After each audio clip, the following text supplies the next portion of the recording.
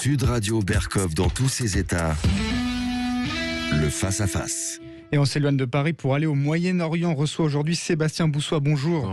Vous êtes chercheur en sciences politiques appliquées à Bruxelles et au Québec. Et vous sortez ce livre, Les Émirats Arabes Unis à la conquête du monde. C'est aux éditions Max Milo.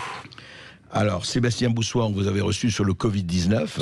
Là. Mais là, c'est tout à fait autre chose. C'est d'autres genres de virus. Enfin, on en parlera. Émirats Arabes Unis à la conquête du monde. C'est peut-être un peu beaucoup. Peut-être déjà la conquête du monde arabe, ce serait déjà pas mal. C'est déjà la première étape. C'est la première étape. Et puis alors, si tout va bien, ça ira jusqu'à mars. Ah bon? C'est leur objectif avec les Israéliens notamment. Ah oui, d'accord. Et pourquoi pas, oui, c'est vrai. Ils veulent faire Elon Musk, c'est ça? Oui, il y a véritablement dans les accords d'Abraham qui ont été signés il y a un an, une volonté d'être dans une coopération militaire, sécuritaire, technologique, cyber, mais également spatiale. Et c'est effectivement des projets de Mohamed Ben Zayed qui ne manquent pas d'ambition. Ouais. Et justement, alors parlons-en, parce qu'on parle beaucoup de Dubaï, mais vous avez bien rappelé que le pouvoir est à Abu Dhabi avec Mohamed Ben Zayed qui est le véritable patron, enfin et souverain de ces Émirats Arabes Unis. Et alors, qu'est-ce qui fait qu'un certain nombre de milliers de Français, mais pas seulement, d'influenceurs, de rois du numérique, etc., vont s'installer effectivement à Dubaï, créer des entreprises? On a vu beaucoup de reportages à la télévision, dans les journaux. Qu'est-ce qui les attire? Qu'est-ce qui fait que Dubaï devient un hub, un aimant? C'est très clair. Dans ce magma du monde arabe depuis des années, plus personne ne va véritablement en Tunisie, il n'y a plus de tourisme. Au Maroc, ça a été la chute. Plus personne ne va en vacances en Égypte non plus. Personne ne va véritablement en Jordanie. Donc il y a eu d'une part un redispatchage, je dirais, de la manne touristique et de l'argent qui va avec. Et les Émiratis ont réussi à faire quelque chose d'extraordinaire, c'est-à-dire de ce désert, ils ont réussi à faire un mirage, une oasis de liberté, de libéralisme, où on va s'amuser, faire du ski le matin, aller se baigner l'après-midi. Le problème, c'est que Dubaï a concentré absolument peut-être toutes les vertus, mais également tous les vices. C'est-à-dire que c'est devenu une ville touristique où les gens vont facilement, où il y a des all-included séjours, c'est-à-dire que vous pouviez aller en octobre, tout inclus, vous pouviez aller en octobre-novembre à Dubaï, et on vous fournissait également, quand il n'y en avait pas encore suffisamment ici, le vaccin. Donc il y a une communication autour de Dubaï qui s'est vendue comme la ville de la liberté, la ville des loisirs, et en fait une ville sur le mode de vie occidental. Un Ibiza moyen-oriental, quoi. C'est tout à fait ça. C'est ce que recherchent aujourd'hui les touristes, c'est pouvoir aller dans un pays arabe, et les Émirats ont montré qu'il y avait une ville qui était acceptable, qui était tolérante, où il y a de l'alcool, où il y a des casinos, où il y a de la prostitution également. C'est plutôt pas mal ça, non, Sébastien Boussois? Oui, dans l'absolu, c'est pas mal. Non, mais par rapport à l'Arabie Saoudite ou l'Iran, où une femme qui se dévoile se fait encore tabasser ou emprisonner, et autres. C'est plutôt un progrès, non? Ah oui, non, mais la fin en elle-même est acceptable. Les moyens sont plus problématiques, parce que tout cet argent qui est arrivé à Dubaï n'est pas, en termes de ressources et d'origine, très clair. Alors justement, parlons-en. Il y a quelque chose de très intéressant dans votre livre, et au début de votre livre notamment, mais le reste aussi, bien sûr, on va en parler. Mais c'est très intéressant. Vous avez expliqué, vous l'avez écrit avant, pourquoi les talibans ont repris l'Afghanistan en 48 heures. C'est-à-dire, vous parlez, je voudrais qu'on en ait dans de la corruption, comment l'argent, les 2000 milliards de dollars dépensés par les Américains et allés en grande partie dans des poches de dirigeants afghans totalement corrompus, sont arrivés en fait aux Émirats Arabes Unis. Absolument, oui, ça c'est assez terrible cette situation, et elle est encore complètement d'actualité. C'est d'ailleurs dans le raidissement entre la politique qatari et la politique émirati, y compris sur le terrain de l'Afghanistan. Pendant 20 ans, les Américains ont versé 2000 milliards de dollars, dont 800 millions pour la formation de l'armée et de la police. On a cru en des élites afghanes venues de nulle part. Beaucoup étaient revenues de l'étranger, puisqu'elles étaient bannies au moment des talibans. Certaines se sont improvisées nouveaux chantres de la démocratie et n'avaient pas ni véritablement d'expérience, ni manifestement véritablement d'envie d'un intérêt général. Et donc du coup, beaucoup d'argent de la communauté internationale a transité par des élites afghanes qui ont été rapidement corrompues. Et en fait, aux Émirats, c'est très simple, vous pouvez transférer de l'argent assez facilement, puisqu'il n'y a pas de loi contre le blanchiment, il n'y a pas de loi antiterroriste, il n'y a pas de TRACFIN comme nous avons ici. Aucune loi. Non. Donc vous pouvez faire un virement vers un compte émirati en ouvrant un, ou en passant par Pierre, Paul, Jacques, XY ou Z, et vous avez tout cet argent. Et d'ailleurs, le plus bel exemple, aussi triste soit-il, c'est quand Ashraf Ghani, l'ancien président afghan, est parti la queue entre les jambes, si je puis dire, juste avant la chute de Kaboul. Et est parti où ? on l'a retrouvé, évidemment, on l'a retrouvé à Abu Dhabi. Donc tout ça est assez triste. Oui, c'est tout le problème des Émirats et du Golfe en général d'ailleurs. On continue d'en parler après ceci. À tout de suite. Sébastien Boussois, vous restez avec nous jusqu'à 13h. Vous êtes l'auteur de ce livre, Les Émirats Arabes Unis à la conquête du monde. À tout de suite. Sud Radio. Parlons vrai. Sud Radio, parlons vrai. Sud Radio. Parlons vrai. 14h-16h, Brigitte Lahaie, Sud Radio. Dès 14h, avec Joseph Agostini, nous donnerons la définition de l'amour. Mais est-ce qu'il y a une réelle définition de l'amour, du sexe, de l'affection, de la tendresse, de l'excitation, du désir? On en parle ensemble. 14h-16h, Brigitte Lahaie, Sud Radio. Chez Auchan, pour 15 € d'achat sur les yaourts et les fromages, t'as un bon de réduction de 5 €. À toutes. Jusqu'à demain chez Auchan. Pour 15 € d'achat en crèmerie, yaourt et fromage libre-service, recevez un bon de réduction de 5 € à valoir sur vos prochaines courses. Auchan, avec plaisir. Offre réservée aux porteurs de la carte Waouh Auchan et valable du 15 au 18 septembre dans vos magasins Auchan participants sur la crèmerie, les yaourts et le fromage libre-service. Voir conditions détaillées en magasin ou sur Auchan.fr. Limité à 3 bons par porteur de carte Waouh et par foyer. Voir modalité et date d'utilisation sur les bons. Pour votre santé, bougez plus.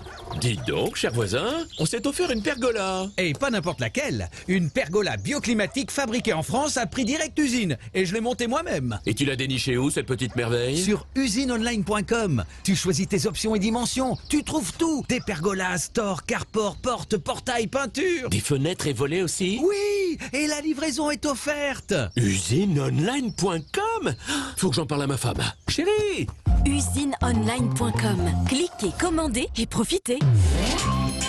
Les arrivages Brico-Dépôt, c'est toujours un événement. L'arrivage événement aujourd'hui, c'est le radiateur électrique à inertie sèche Udo 1000 watts à 64,90 €. 64,90 € seulement pour ce radiateur avec son cœur de chauffe en céramique pour une montée rapide en température et une diffusion optimale de la chaleur. Un prix incroyable pour rester au chaud. La qualité, le prix, Brico-Dépôt, l'essentiel en 2 mots. Depuis ce matin 7h en quantité limitée. Également disponible sur bricodépôt.fr avec le drive à prix dépôt. Alors cet après-midi? Tranquille. Shopping dans une super boutique déco, j'ai trouvé du café bio, j'ai pris des bouquins chez le libraire du centre, récupéré les enfants à l'école et puis pour ce soir j'ai un colombo au citron vert.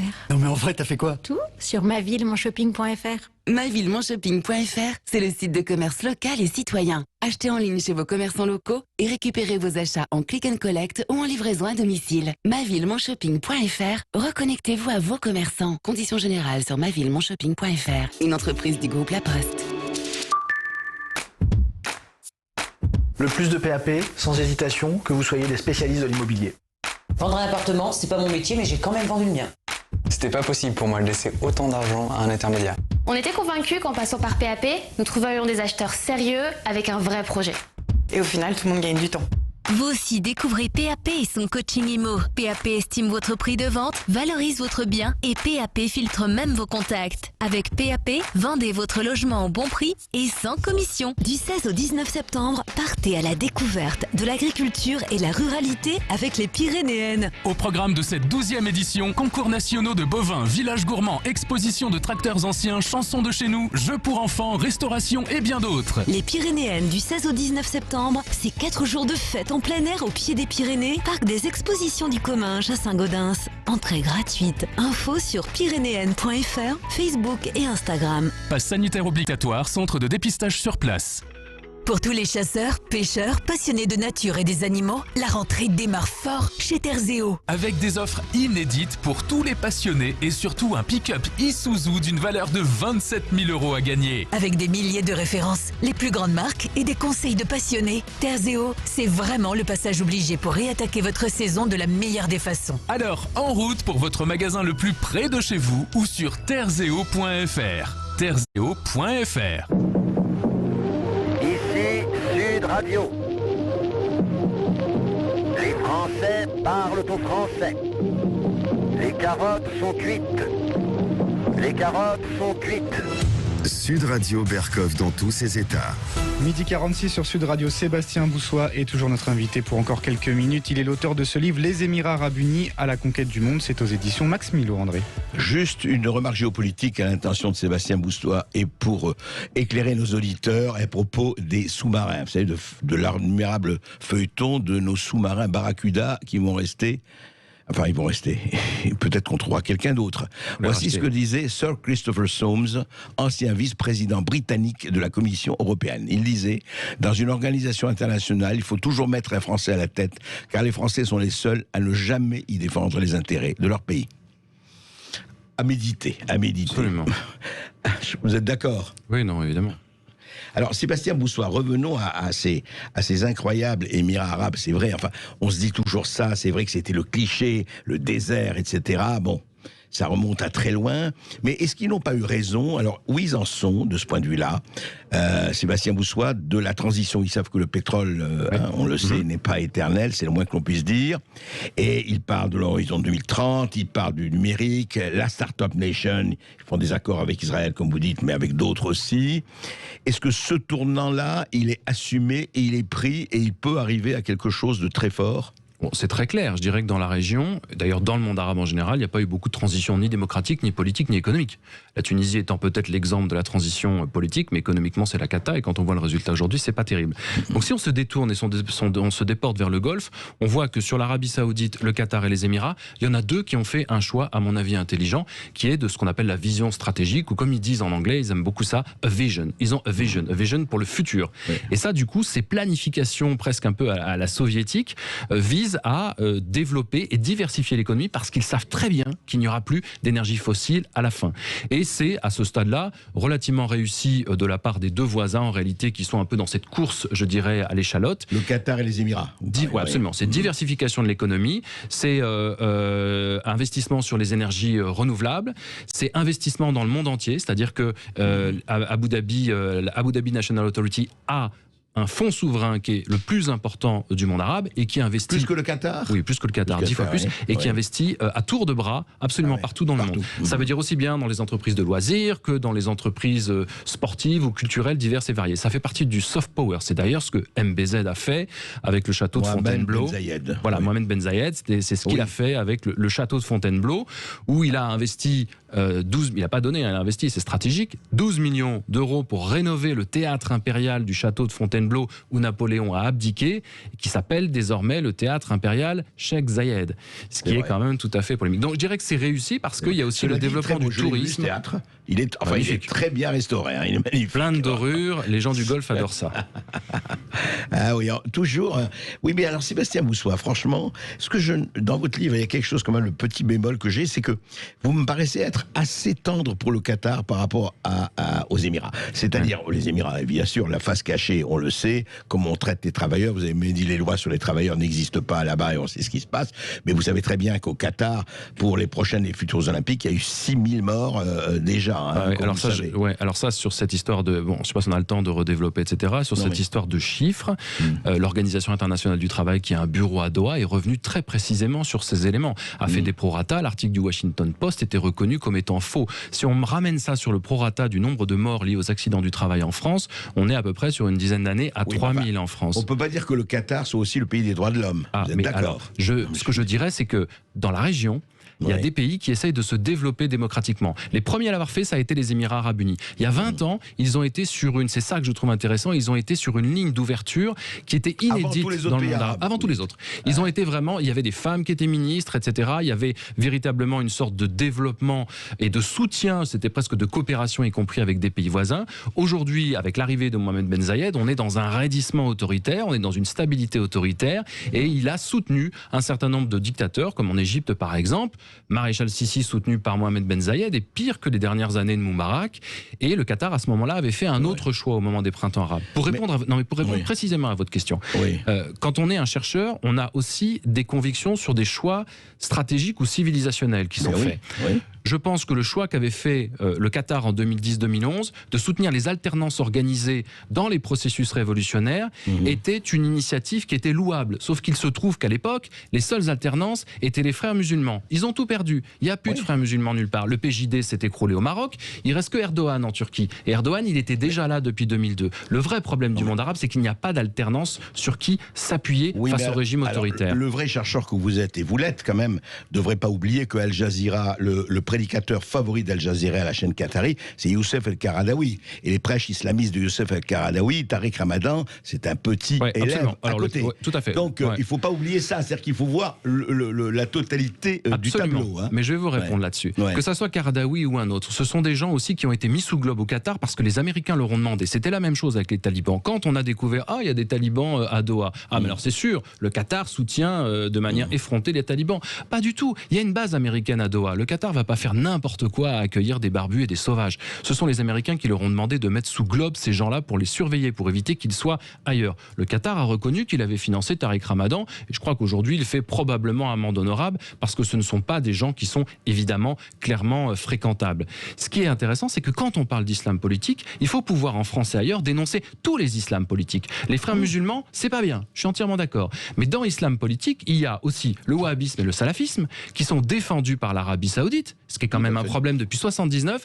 Et de qui se revendiquent Daesh et Al-Qaïda en termes de corpus idéologique? Du wahhabisme et du salafisme. Donc ça, c'est aussi des moyens détournés pour dire en gros, oui, les frères musulmans, blablabla. Bien sûr que c'est pas bien les frères musulmans, mais je ne crois pas qu'il y ait un frère musulman derrière chaque mosquée aujourd'hui en France. Le problème, oui, mais le problème n'est pas frères musulmans ou pas, c'est les il faut tous les condamner. Non, c'est pas ça, c'est les deux faces d'une même médaille, et vous le savez très bien. Oui, mais c'est des ingérences extérieures qui sont problématiques. Ce que je veux dire par là, c'est que moi, je ne vois pas de différence, contrairement à vous, entre le Qatar et les Émirats de ce point de vue-là. Alors, je réponds très clairement. Est-ce que vous avez beaucoup d'attentats qui sont commis au nom des frères musulmans? Quand bien même. Et ça voudrait dire qu'en plus... Sébastien Boussois, les frères musulmans sont pour un soft power et pour une conquête. Ils ne sont pas Daesh. Non, mais c'est ce qu'on appelle la conquête silencieuse. Mais bon, cela dit, moi je m'en fous en fait, parce que de toute façon, les frères musulmans... sera le même. Hein. Non, mais les frères... Oui, mais ça voudrait dire qu'on arrive à une sorte de stratégie douce, etc. Là, moi, quand je parle de terrorisme, c'est du terrorisme violent tel que l'on a au quotidien de Daesh et d'Al-Qaïda dans des pays qui sont majoritairement touchés, les frères musulmans. Alors, ce que je veux dire, c'est que qu'est-ce qui arrivera, parce que parce qu'on n'a pas, hélas, beaucoup de temps, mais on reparlera de ça avec vous. Comment sortir par le haut? On sait que pour le moment, écoutez, et vous le savez aussi bien que moi, le problème du monde arabe, et pas seulement du monde arabe, c'est que malheureusement, les printemps arabes, on a vu, ils ont vécu ce que vivent les roses, et ce n'est pas la question du peuple, c'est qu'on a le choix entre le marteau islamiste et l'enclume militaire, ou le marteau militaire et l'enclume islamiste. Comment sortir par le haut? Est-ce que ce n'est pas par une politique de modernisation? Je ne dis pas qu'ils deviennent occidentaux, c'est pas du tout le problème, mais comment sortir par le haut? Les pays du Golfe cherchent à être occidentaux, en réalité, ils adorent ce mode de vie, ils adorent notre mode de vie. Si vous voyez les Qataris et les Émiratis, ils passent leur temps à Londres et à Paris. Donc c'est peut-être que notre mode de vie a quelque chose d'appréciable et d'enviable. Si vous regardez le cas du Maroc, tout récemment, le PJD, le parti islamiste, s'est effondré. Aujourd'hui, on est dans autre chose. Ça, c'est peut-être un message. Le roi Mohamed VI, en 2012, reconnaît la victoire des islamistes au pouvoir. Le PJD a fait 2012-2021 au pouvoir. Aujourd'hui, les gens, comme dirait l'autre, se sont rendus compte que les islamistes n'étaient pas plus débrouillards pour les sortir de leur chaos. Et ça, je pense qu'en fait, l'expérience islamiste pacifique du Maroc a prouvé, et c'est du coup, il n'y a plus le bénéfice du doute, ils ne sont pas capables de résoudre leurs propres problèmes. On va revenir sur une autre alternative au Maroc, qui sera peut-être l'issue vers un processus démocratisant. De tout ça, on en est encore bien loin. Est-ce qu'il faut défendre la démocratie au Moyen-Orient? Oui. Est-ce qu'il faut l'importer ou l'imposer? Je ne crois pas.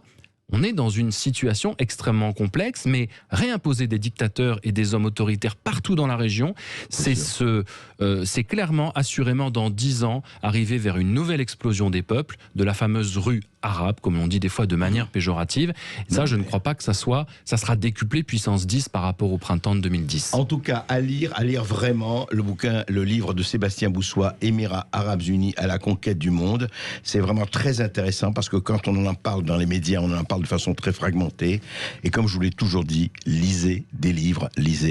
Quand vous avez fini d'écouter Berkov dans tous ses états, allez lire des livres. Et merci de votre invitation. Merci Sébastien Boussois. Je rappelle que vous êtes chercheur en sciences politiques appliquées à Bruxelles, mais aussi au Québec. Et vous êtes l'auteur de Émirats Arabes Unis à la conquête du monde aux éditions Max Milo. Dans un instant sur Sud Radio, la culture dans tous ses états, jusqu'à 14h.